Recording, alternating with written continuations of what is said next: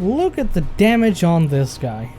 Blizzard comes in as one of the strongest sorcerer builds right now, able to clear high nightmare dungeons and absolutely smash Lilith. And let's be honest, we all want to smash Lilith. So you might be wondering, blindside, WTF was that Blizzard damage? Well, Blizzard has a secret. Usually its damage is pretty bad, but I'm going to show you how to make Blizzard great again, even in the early stages of the game. Now Blizzard has its own aspect called Glacial Aspect, which spawns ice spikes that have reasonable damage on top of also having its own multiplier versus Frozen, which bumps up the sorcerer's already incredible conditional damage. Now I won't lie to you, obviously to start using Blizzard effectively, we'll need this aspect. It is what it is, but once you've obtained an item with Glacial Aspect on it, you'll want to upgrade the item it is on before you extract it. This is crucial, as the damage of the Glacial Aspect depends on the item level it's originally attached to. This also means that the power of the aspect will increase if you upgrade the item it was originally dropped on, and its power will not increase once you've imprinted the aspect on another item. Now we'll want to increase the potential of Glacial Aspect's ice spikes. We'll want 2 more aspects. First is the aspect of Frozen Tundra. This aspect is used for deep freeze usually, but we don't actually need to use deep freeze in the build. The reason we're using the aspect is to make use of its passive that increases our ice spike's explosion radius by 50%. Just makes our, ice spikes a little bit bigger. The second aspect we'll want is the aspect of control. This is the sorcerer's true love. This helps in obtaining those big numbers when we stun with Raiments and then freeze with Frost Nova. At this point we all know how this works, but in case you are a newer goblin, aspect of control stacks with itself, allowing us to gain bonus of multiple CC conditions on one target. Now here's my favorite part of the build, the enchantments. Unlike other builds such as Ice Shards and Arclash, we have a decent level of freedom with our second enchantment slot, as nothing mandatory has to be here. This allows us plenty of options to choose from depending on what we're trying to accomplish, such as using Flame Shield enchantment in hardcore or in high nightmare dungeons, or Ice Blades, which is great versus bosses like Lilith. We can also choose Frozen Orb or Ice Shards for vulnerability or clear speed, depending on the choice. My favorite thing out of all of these enchantments is Teleport. Teleport gives us the ability to turn our dodge into a teleport, which allows us to be real fast Sorcerer Garbo and teleport all over the place, allowing our dungeon clear speed to surpass Ice Shards and even Arclash. Another reason this is amazing is it synergizes incredibly well with Raiments of the Infinite, as our unique will now apply to all of our dodges. It's basically best in slot when it comes to enchantments.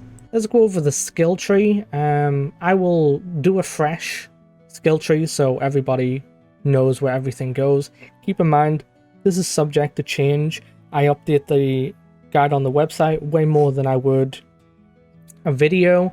So if the guide on the website is slightly different, don't let it bother you too much. Just copy what's on the website. So without further ado, we'll want 2 points in our basic skills. The reason for this is enchantments, but also because it allows us to connect into our core skill. After that, 3 points into devastation, 1 point into elemental dominance. The reason for this is we spend a lot of mana, so having that mana and then being able to spend it and get a little bit of damage is nice. Something to note, if you are using Ice Shards, for the enchantment, you can put points here. I would also recommend not putting points into the passives, just put a point in Ice Shards. Same goes for Frozen Orb, though it is reasonable to take greater Frozen Orb if you do this for the vulnerability. After that, we will put a point in every defensive. Frost Nova goes to max ranks, and then we go all the way to Mystical Frost Nova. And with Teleport, we'll go all the way to Shimmering Teleport. We want 4 ranks of Glass Cannon, 1 rank in Elemental Attunement, and we want to bring our Enhanced Flame Shield to Shimmering Flame Shield. Though this part is optional, it's preference, I like it, so I do it.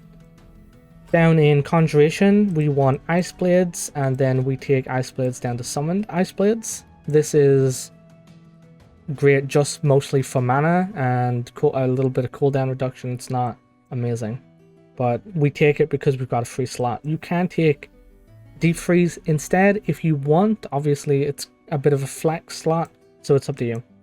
After that, we want Align the Elements, and then we put 3 points in Mana Shield, 3 points in Protection. Depending on what we are doing, if you are pumping high Nightmare dungeons, you do not want the 3 points in Mana Shield, so you can place them somewhere else. We want them because we're just speed farming, and not dying while speed farming is obviously valuable. Coming down, we'll want our point in Blizzard all the way to Mage's Blizzard. We only want 1 point in here. Maxing Blizzard is not good, it's not where our damage comes from. Inner Flames, taking Devouring Blaze to max ranks, and then Icy Veil to max ranks. You can take Snap Freeze. I personally don't like Snap Freeze. I think it applies too much CC. You can over CC mobs, and you can end up making mobs unstoppable, which really isn't good for the build. We come down, we want all of the ice related points taken here, and then as a last, we want Avalanche as our keystone. After that, usually I just put the last point here in Fury Surge because it gives you a little bit of extra mana regeneration, but obviously you can place the point wherever you want. It's up to you. You can place it in Cold Front. You can take that extra bit of Snap Freeze if you want. Some people even take Conjuration Mastery because we're using Ice Blades. Completely up to you. Alright, let's briefly go over some of the gear and aspect choices, where everything goes, what do, what not do. As a general rule, I won't go too in depth on the roles of the item. You can see those on the Mobalytics website. What I will point out is this build is very resource hungry.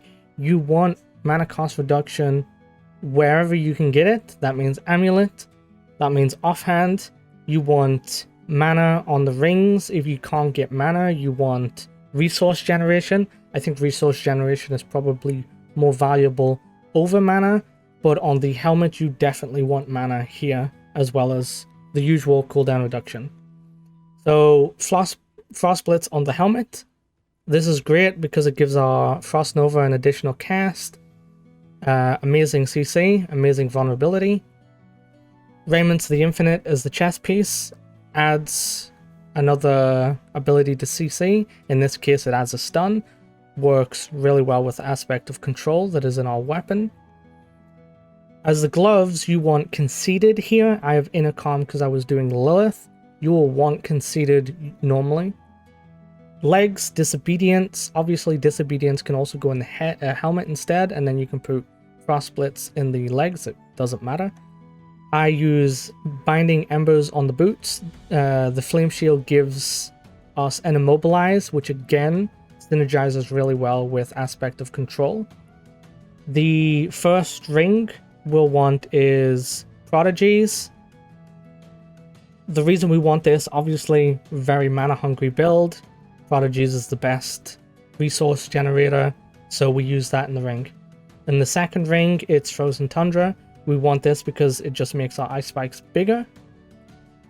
Then we have the Amulet. The Amulet is where our glacial aspect goes. This number can be much higher than 1700. This is a pretty low rolled aspect, but it goes to show you that the build works even with a pretty low rolled aspect. You want this generally as high as like 2000 if you can get it. And then finally in the offhand we have Storm Swell. This just gives us more damage. And yeah, I'd like to thank you all for watching. Remember, you can find the Paragon board, aspects, skills, any other knowledge on the written guide in the description. I want to thank you all for watching. If you watched up until now, may the Goblin of Good Luck bless you with big drops. Hit that like and subscribe button for me, and gobble gobble.